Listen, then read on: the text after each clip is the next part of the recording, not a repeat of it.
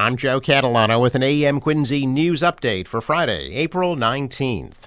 5 Quincy city councilors are calling for Lunar New Year to be declared a legal holiday in Quincy. All 3 at-large city councilors, plus Ward 2 Councilor Richard Ashe and Ward 3 Councilor Ian Kane, are sponsoring an order that would make Lunar New Year a legal holiday in the city. The order states that Quincy's population is over 30% Asian and that the school population is over 39% Asian, making Lunar New Year an important part of the city's demographic. The councilors say communities with smaller Asian populations recognize Lunar New Year as a legal holiday.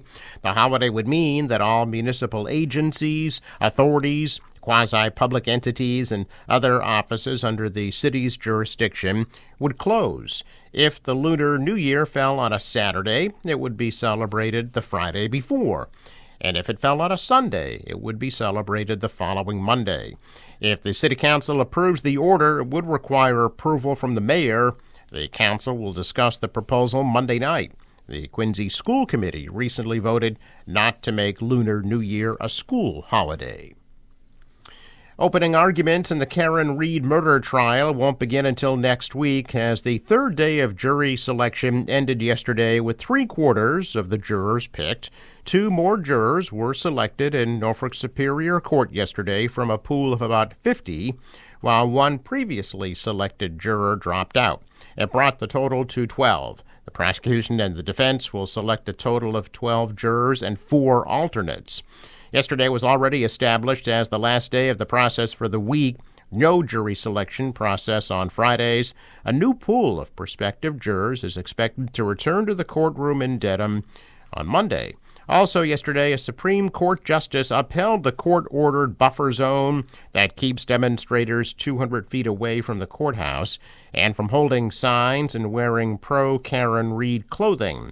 The judge said she expects the Read trial to last somewhere between 6 to 8 weeks once a jury is seated. She said the schedule will include full days on Mondays, Wednesdays, and Fridays, half days on Tuesdays and Thursdays.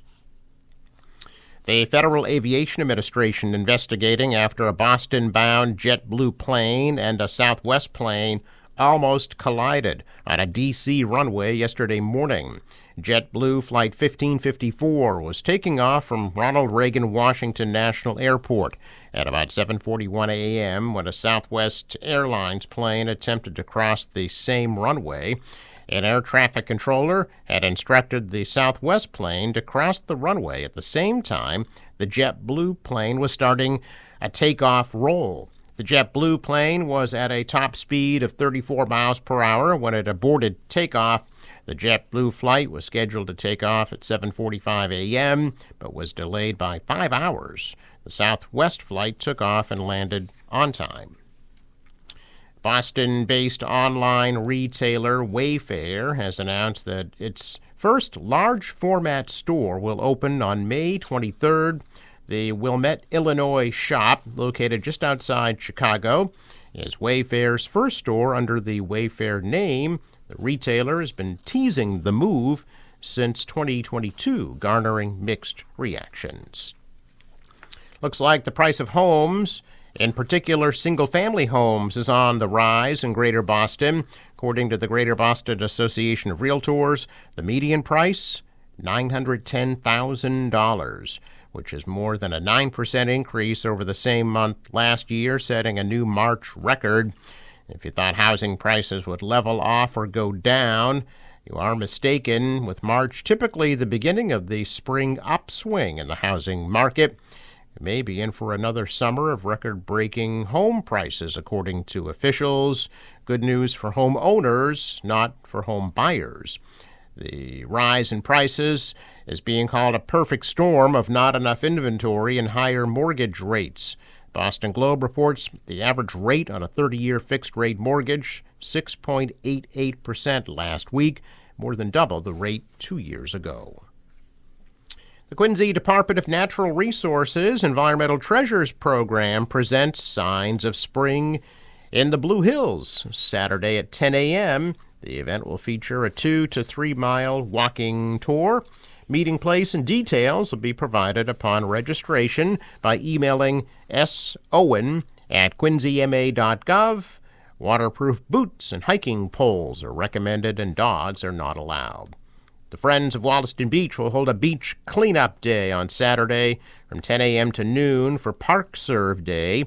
Volunteers are asked to gather between Herbert Road and Milton Road for the cleanup.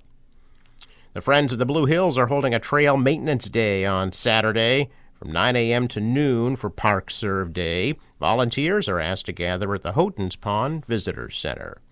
Friends of the Blue Hills also holding a Green Up the Blue Hills Day on Sunday at Ponkapog Pond. Volunteers will help remove invasive species and clean public spaces. Some children's activities are also planned. Parking is at the Fisherman's Cove parking area. The Neponset River Watershed Association holding a cleanup day on Saturday in recognition of Earth Day. Locations include Squantum Point Park in Quincy and Riverside Avenue in Milton. The Sasher YMCA is holding Healthy Kids Day Saturday from 10 a.m. to 2 p.m. at the Hale Family YMCA in Quincy and the Emerson YMCA in Hanover. The free event will feature activities and games, arts and crafts, bounce houses and obstacle courses, touch a truck, and healthy snacks. The event is free and open to all. The Quincy Interfaith Network will host Brave Listening Sessions on Saturday at 7 p.m. at the Bethel Church of the Nazarene on Empire Street, and then again on May 23rd at 6 p.m. at the Good Shepherd Lutheran Church on West Squantum Street. The group says they want to re-envision an equitable Quincy by hearing from the community. You can email quincyinterfaith@gmail.com for more information. A check of business news. Stocks are mixed. The Dow is up 22 points. NASDAQ fell 81. The S&P lost 11. Asian stocks tumbled. The euro dropped. Oil is at $83 a barrel. In sports, the Cleveland Guardians beat the Red Sox 5-4.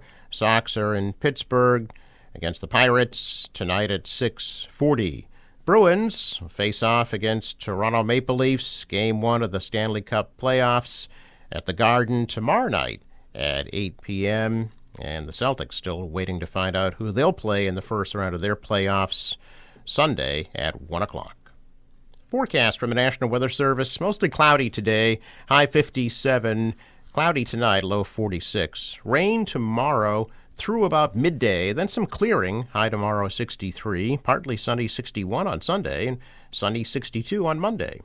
For the boater, waves about a foot, and east wind 5 knots, become southeast 10 to 15, gusting to 20, and a high tide 9:15 a.m. and 9:46 p.m. Sunrise 5:55, sets at 7:30. I'm Joe Catalano with an AM Quincy news update for Friday, April 19th.